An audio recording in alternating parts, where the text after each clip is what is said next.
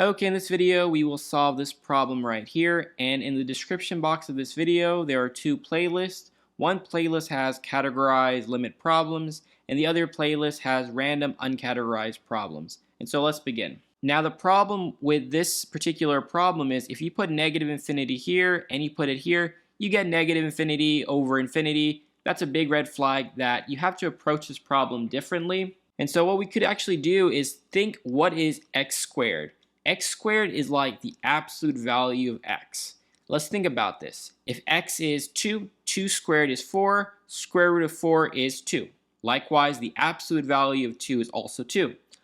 Now, if x is negative 2 squared is negative 2 times negative 2, so 4, and the square root of 4 is 2.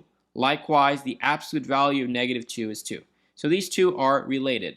And with absolute value, it behaves a certain way. So it behaves like x whenever you have x is greater than or equal to 0, and it behaves like negative x whenever you have x is less than 0. Let's think about this. If x is 2, absolute value of 2 is 2, 2 is 2, it works. If x is negative 2, the absolute value of negative 2 is 2.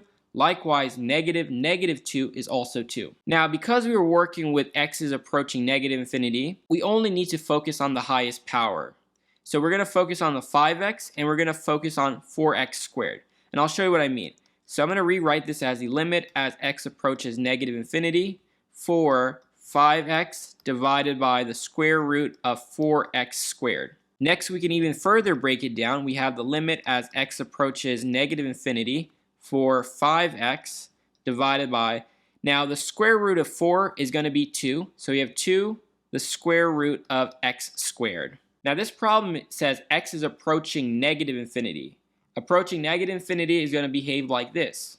So we can also rewrite this as limit as x is approaching negative infinity for 5x divided by negative 2x, because we have the square root of x squared, but the limit as x is approaching negative infinity, which is going to behave like this.